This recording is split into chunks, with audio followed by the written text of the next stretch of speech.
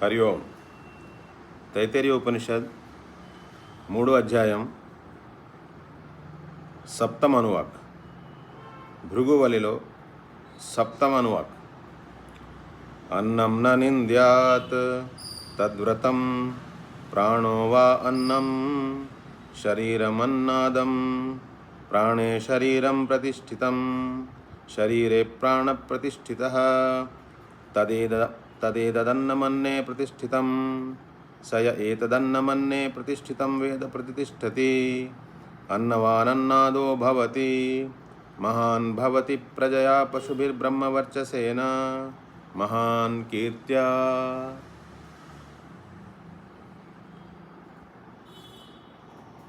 షష్ఠానువాక్లో ఆనందో బ్రహ్మేతి వ్యజానాత్ ఆనందాద్యేవ ఖల్విమాని భూతాని జాయంతే ఆనందేన జాతాని జీవంతి ఆనందం ప్రయంతి అభిసంవిశంతి అని ఆ భృగు తెలుసుకున్నాడు. ఈ ఆనందమయ కోశానికి ఆధారంగా ఏ ఆనందమైతే, ఆనంద సముద్రమైతే, ఆ పరమే వ్యోమన్ పరమ ఆకాశంలో అంటే మన హృదయ గుహలో స్వచ్ఛమైనటువంటి ఆకాశంలో ఏ బ్రహ్మతత్వం అయితే ఉన్నదో అది అన్ని ఆనందాలకి మూలము.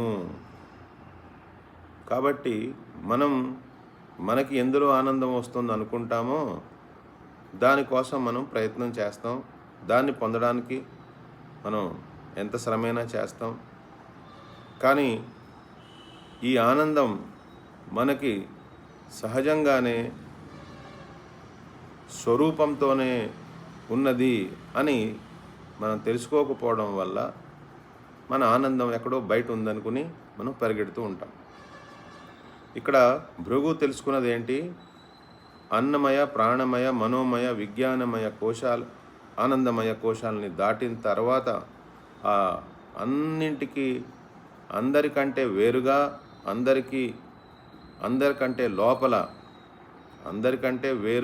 అందరికంటే లోపల ఉన్న తత్వం ఏదైతే ఉందో ఆ తత్వమే బ్రహ్మతత్వము. అదే మన అసలు స్వరూపము. నాలో ఆడుతున్న నేను అంటే నాకు అనుభవంలో వస్తున్న, నాకు స్ఫురణలో వస్తున్న నేను నేను నేను అనే ఏ తత్వం అయితే నాకు స్ఫురణలోకి వస్తుందో ఆ నేను యొక్క ఆధారం, దాని యొక్క అధిష్టానం, దాని యొక్క ప్రకాశకం అంటే ఎందులోంచి అయితే వస్తుందో, దేని చేత అయితే అది ప్రకాశింపబడుతోందో అది రెండు బ్రహ్మమే. ఆ నేనుని ప్రకాశించేది ఆత్మ, నేనుకి ఆధారంగా ఉన్నది బ్రహ్మము. కాబట్టి అధిష్టానమే ప్రకాశము అని ఎప్పుడైతే మనం తెలుసుకుంటున్నామో ఈ అనేకత్వం మనలోంచి, మన దృష్టిలోంచి రాలిపోతుంది. కాబట్టి ఆయన చాలా ఆనందంగా లోపల ఆనంద స్వరూపం అని తెలుసుకున్నాడు. ఈ సప్తమనువాకులో 2 రకాల ఒకే మంత్రానికి ఆ గురువుగారు ఏం చెప్తున్నారంటే, ఆ శిష్యుల్లో భృగు లాంటి చాలా అడ్వాన్స్డ్ స్టూడెంట్ అంటే చాలా ఉత్తమ శిష్యుడు ఉన్నాడు. కొంతమంది ఇంకా సత్యాన్ని గ్రహించకుండా ఉన్నవాళ్ళు ఉండుంటారు. కాబట్టి ఇద్దరికీ సరిపోయేలాగా కొన్ని సాధన మార్గాల్ని ఈ తర్వాత వచ్చే అనువాకులో చెప్తున్నారన్నమాట. దాంట్లో భాగంగా ఇక్కడ ఏమంటున్నారు? అన్నం న నింద్యాత్ తద్వ్రతం. అన్నం న నింద్యాత్, అన్నంని ఎప్పుడూ నిందించకూడదు. తద్వ్రతం, అది వ్రతం. అంటే అన్నం చాలా పవిత్రమైంది, అన్నం మనకి చాలా అవసరము. కాబట్టి దాని మీద ఒక దైవ బుద్ధితో మనం అన్నాన్ని గ్రహించాలి. అన్నం న నింద్యాత్, మనకి చిన్నప్పుడు చెప్తారు అన్నం పరబ్రహ్మ స్వరూపం అని. దానికి మూలం ఇదే. అన్నం న నింద్యాత్ తద్వ్రతం. అన్నాన్ని ఎప్పుడు దూషించద్దు, అన్నాన్ని నిందించద్దు. తద్వ్రతం ప్రాణో వా అన్నం, ఈ ప్రాణము కూడా అన్నమే. ఎందుకని? ఈ ప్రాణం నడుస్తోందంటే అన్నం వల్లే నడుస్తోంది కదా. అంటే మనం తింటున్నాం కాబట్టి మనం బతికున్నాము. కాబట్టి ఆ ప్రాణం ఏదైతే ఉందో అది కూడా అన్నమే. ఈ దేహం ఎలాగైతే అన్నంతో తయారై ఉందో ఆ ప్రాణము నడుస్తోంది, అది కూడా అన్నం వలనే. శరీరం అన్నాదం, శరీరం అన్నాదం అంటే ఈ శరీరం అన్నాన్ని గ్రహిస్తుంది. మనం భోజనం చేస్తున్నాం, మనం అన్నం తింటున్నాం, ప్రాణం నడుస్తోంది. అంటే ప్రాణం వల్ల మనం తింటున్నామా, మనం తినడం వల్ల ప్రాణం నడుస్తోందా అంటే రెండూ పరస్పరం. దీనివల్ల అది, దానివల్ల ఇది, రెండూ నడుస్తున్నాయి. ఇక్కడ ఏమంటున్నారు? శరీరం అన్నాదం. శరీరం అన్నాదం అంటే శరీరం అన్నాన్ని గ్రహిస్తోంది, అన్నం తింటోంది. ప్రాణే శరీరం ప్రతిష్ఠితం అంటే ప్రాణములో ఈ శరీరం ప్రతిష్ఠించబడింది. అంటే ప్రాణం ఉంది కాబట్టి ఈ శరీరం నడుస్తోంది. శరీరే ప్రాణ ప్రతిష్ఠిత, ఈ శరీరంలో ప్రాణం ప్రతిష్ఠించబడి ఉంది. ఈ ప్రాణం ఎక్కడుంది? బయట ఎక్కడో లేదు కదా, ఈ శరీరంలోనే కనిపిస్తోంది మనకి. కాబట్టి పరస్పరం అన్నమాట. ప్రాణం ఉంది కాబట్టి శరీరం పనిచేస్తోంది, శరీరం ఉంది కాబట్టి, శరీరం అన్నం తింటోంది కాబట్టి ప్రాణం పనిచేస్తోంది. అంటే ఇవి రెండు అన్నమయ ప్రాణమయ కోశాలకి లింక్ పెడుతున్నారనమాట. అంటే దీనివల్ల అది, దానివల్ల ఇది నడుస్తున్నాయి, జాగ్రత్తగా చూసుకోండి అని. ఇది అందులో ప్రతిష్ఠించబడింది, అది ఇందులో ప్రతిష్ఠించబడింది. శరీరం ప్రాణంలో ప్రతిష్ఠించబడింది, ప్రాణం శరీరంలో ప్రతిష్ఠించబడింది. తదేదన్నమన్నే ప్రతిష్ఠితం అంటే అర్థం ఏంటి? ఇప్పుడు అన్నమే అన్నంలో ప్రతిష్ఠించబడి ఉన్నది. ఎందుకంటే అది కూడా అన్నం వల్లే, ఇది కూడా అన్నం వల్లే. సయ ఏతదన్నమన్నే ప్రతిష్ఠితం వేద ప్రతిష్టతి. ఈ రకంగా ఎవరైతే తెలుసుకుంటారో ఈ అన్నమే అన్నమయ కోశంలో, అన్నమే ప్రాణమయ కోశంలో, రెండింటిలో పరస్పరం దీనివల్ల అది, దానివల్ల ఇది అని, దీంట్లో అది, దాంట్లో ఇది ప్రతిష్ఠించబడి ఉన్నాయని ఎవరైతే తెలుసుకుంటారో సయ ఏవం వేద సయ ఏతద్ అన్నమన్నే ప్రతిష్ఠితం వేద ప్రతిష్టతి. ఎవరైతే ఇలా తెలుసుకుంటారో వాళ్ళు ఆ బ్రహ్మతత్వంలో ప్రతిష్ఠింపబడతారు అంటున్నారు. అంటే దీని తర్వాత మంత్రాలు అన్నవానన్నాదో భవతి మహాన్ భవతి ప్రజయా పశుభిర్బ్రహ్మవర్చసేన మహాన్ కీర్త్యా. ఇది ఒక ఫలశ్రుతి లాంటిది అనమాట. మనం ఏదైనా సాధన చేస్తే మనకే ఫలితం వస్తుందో అలాగా ఇది అన్నవాన్ అన్నాదో భవతి. అలాంటి వాడు అన్నంని పొందుతాడు, ఆయన తినడానికి కూడా ఆరోగ్యంగా ఉంటాడు. అన్నవాన్ అన్నాదో భవతి. అన్నాదు అంటే తినేవాడు, అంటే తిండి దొరుకుతుంది, తినడానికి అవకాశము ఉంటుంది అని. మహాన్ భవతి, ఆయన గొప్పవాడు అవుతాడు. ప్రజయా పశుభిర్బ్రహ్మవర్చసేన, ఆయనకి ప్రజాబలం లేదా పశుభి అంటే ధనధాన్యాలతో ఉంటాడు అని. బ్రహ్మవర్చసేన, ఆయనలో బ్రహ్మజ్యోతి ప్రకాశింపబడుతుంది కాబట్టి ఆయన నడవడికలో, ఆయన మాటల్లో, ఆయన ముఖారవిందంలో అన్నింటిలోనూ ఆ బ్రహ్మవర్చస్సు ఉంటుంది అని. మహాన్ కీర్త్యా, ఆయన చాలా కీర్తిని పొందుతాడు. ఈ ఫలశ్రుతి లాంటివి చెప్పారు. ఈ మంత్రం మనకి ప్రతిసారి రిపీట్ అవుతుంది. షష్ఠవ అనువాకులో కూడా వచ్చింది అది. ఇప్పుడు దీంట్లో శబ్దార్థం ఏంటో తీసుకున్నాం. అంటే ఇప్పుడు కొత్తగా స్టూడెంట్ ఏ శిష్యుడైతే ఆ బ్రహ్మతత్వాన్ని ఇంకా గ్రహించలేదో వాళ్ళకి సాధన అన్నమాట. ఏంటి? ఒక థింకింగ్ లైన్ ఇస్తున్నారు. ఏది? అన్నంలో ప్రాణం ప్రతిష్ఠించబడి ఉంది, ప్రాణంలో అన్నం ప్రతిష్ఠించబడి ఉన్నది, దేహం అన్నాన్ని గ్రహిస్తోంది. జాగ్రత్తగా, అంటే మనం బాహ్యంగా తీసుకునే అన్నం ఏదైతే ఉందో ఆ అన్నము మన ప్రాణము. ఇవి రెండింటి మీద మనం ఒక దృష్టి ఉంచాలి. ఏం జరుగుతోంది అలా చూడగలగడమే ఒక మెడిటేషన్. అలా తెలుసుకోగలడమే. ఇది నేను, ఇది నాది అని కాదు.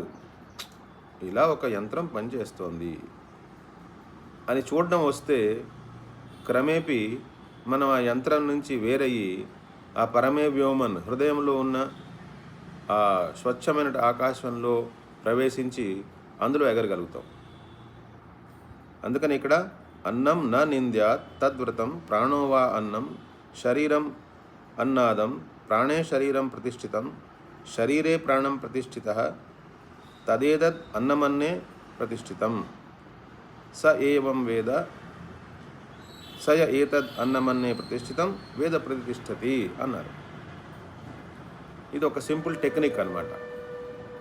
రెండు కోశాలని తీసుకుని దీనివల్ల అది దానివల్ల ఇది నడుస్తున్నాయి అని చూస్తున్నాం అంతే, గ్రహిస్తున్నాం అంతే. ఆ గ్రహించడంలో, ఆ చూడడంలోనే మనం దాని నుంచి వేరేగా ఉన్నాము అని మనకి తెలుస్తుంది. ఇది ఒక సూపర్ఫిషియల్ మీనింగ్ అన్నమాట. ఆ మంత్రం యొక్క, ఉపాసన యొక్క సూపర్ఫిషియల్ మీనింగ్. మరి ఇందులో ఉన్న తాత్పర్యార్థం లేదా గూఢార్థం ఏమిటంటే, ఇక్కడ అన్నం అంటే మనం దేన్నైతే భుంజిస్తున్నామో, ఇక్కడ మనం ఏం భుంజిస్తున్నాము? ఈ జీవితంలో అంటే మన జాగ్రత్త అవస్థలో ఏమేమైతే మనం గ్రహిస్తున్నామో అన్నీ, అంటే కేవలం అన్నమనే కాదు, ఇంద్రియాలతో, మనసుతో, బుద్ధితో, అసలు హృదయముతో, దేంతో అయినా సరే మనం ఇది గ్రహిస్తున్నాను, నేను ఇది తింటున్నాను, నేను దీన్ని భుంజిస్తున్నాను అని తీసుకుంటే, అంటే ఆ అన్నం యొక్క పదాన్ని మనం ఎక్స్పాండ్ చేసుకుంటే మనం గ్రహించేవన్నీ అవుతాయి.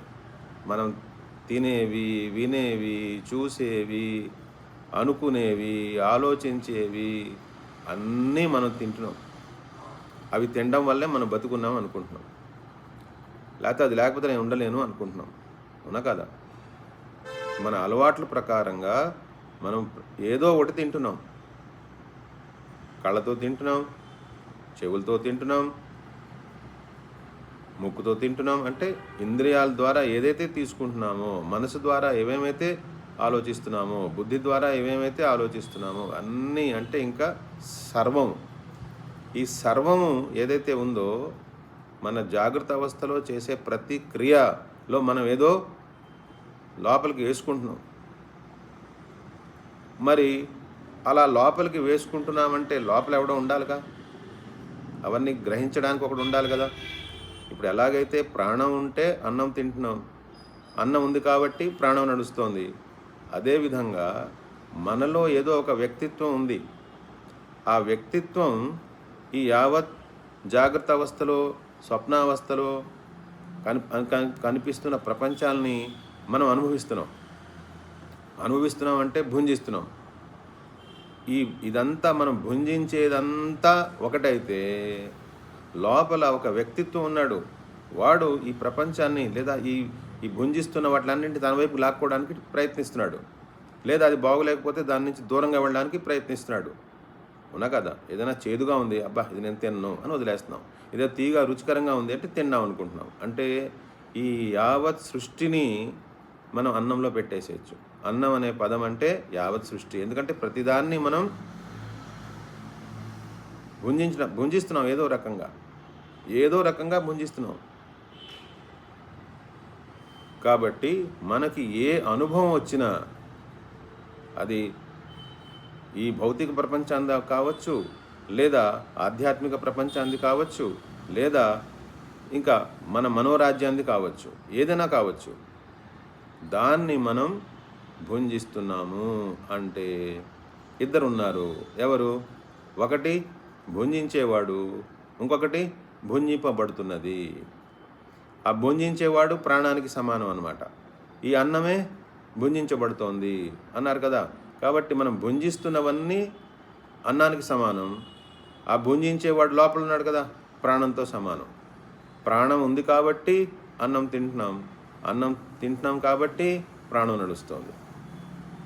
ఇప్పుడు ఈ రెండింటిని జాగ్రత్తగా చూసుకోమంటున్నారు. అంటే తినేవాడు తినబడుతున్నది, భుంజించేవాడు భుంజింపబడుతున్నది. ఈ రెండింటిని జాగ్రత్తగా చూసుకోమంటున్నారు. మళ్ళీ ఇది అందులో ప్రతిష్ఠించబడింది, అది ఇందులో ప్రతిష్ఠించబడింది అన్నారు. అంటే అప్పుడేమైంది? ఏ అనేకత్వం అయితే మనం అనుభవిస్తున్నామో ఆ అనేకత్వం అనుభవించడానికి కేంద్రంగా ఒక వ్యక్తిత్వం మనలో ఏర్పడింది. నేను ఫలానా, నేను ఫలానా, నేను ఫలానా, ఏవో రకరకాల మనం అనుకుంటాం మన గురించి. నేను జీవుడిని అనుకుంటాను కాసేపు, లేకపోతే నేను బ్రహ్మం అనుకుంటాను కాసేపు, లేకపోతే నేను బద్ధ జీవుడిని అనుకుంటాను, లేకపోతే నేను పాపకర్మలు చేశాను, ఈ లోకంలోకి వచ్చాను, నేను పుణ్యకర్మలు చేశాను, ఆ లోకం, ఏవేవో మనం అనేసుకుంటూ ఉంటాం. అంటే అక్కడ లోపల ఒక వ్యక్తిత్వం అనేది ఉంది. ఆ వ్యక్తిత్వమే ఈ అనేకత్వాన్ని అనుభవిస్తున్నాడు. కాబట్టి అన్నాన్ని ప్రాణము, ప్రాణం వల్ల అన్నం, అన్నం వల్ల ప్రాణము, అలా పరస్పరం ఎలాగైతే ఉన్నాయో అలాగే ఈ అనేకత్వము, ఈ అనేకత్వాన్ని భుంజించే ఒక వ్యక్తిత్వము. ఈ రెండింటినీ జాగ్రత్తగా చూసుకోమంటున్నారు. తర్వాత ఏం చెప్తున్నారు? ఆ బయట మనం ఏవేమైతే భుంజిస్తున్నామో అవన్నీ కేవలం మన వ్యక్తిత్వాన్ని మనం సరైన రీతిలో చూడలేదు కాబట్టి ఆ వ్యక్తిత్వాన్ని మనం పూర్తిగా డిసెక్ట్ చేసి, దాన్ని పూర్తిగా ఓపెన్ చేసి, దాని యొక్క మూలం ఏంటో మనం తెలుసుకోలేదు కాబట్టి మనకి ఇవి రెండుగా కనిపిస్తున్నాయి అంటున్నారు. అంటే మనకి కనిపించే దృశ్యం ఏదైతే ఉందో అది కేవలం మన వ్యక్తిత్వం యొక్క కాంక్రిటైజ్డ్ ఫార్మ్స్ అన్నమాట. అంటే ఒక మన వ్యక్తిత్వమే అనేక నామరూపాల్లో గడ్డ కట్టేసినట్టుగా మనకి కనపడుతోంది. ఎందుకంటే మనం మన వ్యక్తిత్వాన్ని ఎప్పుడూ ఓపెన్ చేయట్లేదు. దానికి కొంచెం జ్ఞానాగ్ని కనుక సప్లై చేస్తే, ఆ వ్యక్తిత్వానికి కొంచెం జ్ఞానాగ్ని సప్లై చేస్తే అది కరిగినప్పుడు అప్పుడు ఎవరో బయట అన్నం ఉంది, లోపల నేను గ్రహిస్తున్నాను, తినేవాడు వేరు, తినబడుతున్నది వేరు అనే భ్రమ రాలిపోతుంది. అప్పుడు మనం ఆ స్వచ్ఛమైనటువంటి బ్రహ్మతత్వంలోకి, లేదా మన స్వచ్ఛమైనటువంటి హృదయంలో ఉన్న ఆకాశంలోకి ప్రవేశిస్తాము. కాబట్టి ఈ మంత్రం పైకి మనకి చాలా సింపుల్గా, చాలా స్థూలంగా కనిపించిన దాని యొక్క సూక్ష్మార్థం ఎంత ఉందంటే అసలు ఒక సిట్టింగ్లో లేదా ఒక మెడిటేషన్లో తెలుసుకోలేము. అది దాని మీద ఎంత మననం చేస్తున్నా అన్ని కొత్త కోణాల్లో మనకు అది క్లియర్గా కనపడుతూ ఉంటుంది. కాబట్టి ఇక్కడ అన్నం ప్రాణంలో, అన్నమే శరీరంలో ఉంది, ఈ శరీరం ప్రాణంలో ప్రతిష్ఠించబడింది. కాబట్టి ప్రాణం కూడా అన్నమే. అంటే ఏమైంది? మొత్తం అంతా కలిపి అనేకత్వం ఏమీ లేదు, ఒకటే ఉంది. నేను ఏదో భుంజిస్తున్నాను అనే భ్రమ మనకెందుకు కలుగుతోంది? ఆ నేను అనేవాడిని మనం పూర్తిగా చూసుకోవట్లేదు. ఉపనిషత్ చెప్పే రీతిలో మనం పూర్తిగా మనల్ని చూసుకుంటే, ఉపనిషత్ ఒక అద్దం లాంటిది. ఆ అద్దం ముందు మనం నుంచుని మనల్ని చూసుకుంటే ఆ అద్దం ఏం చెప్తోంది? అద్దం చెప్పే సత్యం ఏంటి? అయం ఆత్మ బ్రహ్మ. ఈ అన్నమయ, ప్రాణమయ, మనోమయ, విజ్ఞానమయ, ఆనందమయ కోశాలకి లోపల ఉన్న బ్రహ్మతత్వం ఏదైతే ఉందో అది మన స్వరూపము. ఆ స్వరూపంలో ప్రవేశించినప్పుడు మనకి ఏమో తెలుస్తుంది? ఇందాక మనం ఏదో వ్యక్తిత్వం మనకి సపరేట్గా ఉందనుకున్నాం కదా, అలాంటి వ్యక్తిత్వం ఏమీ లేదు. మరి ఆ వ్యక్తిత్వం అనేకత్వాన్ని అనుభవించాడు కదా, ఆ అనేకత్వం కూడా లేదు. ఆ అనేకత్వం ఎందుకు కనిపించింది? ఇదిగో ఈ వ్యక్తిత్వం ఉంది కాబట్టి. స్వప్న పురుషుడు ఉన్నాడు కాబట్టే స్వప్నలోకం కనిపిస్తోంది. మెళుకు వచ్చినప్పుడు ఈ స్వప్న పురుషుడు, స్వప్నలోకము రెండూ కూడా మన జాగ్రత్త అవస్థలో కలిసిపోతున్నాయి.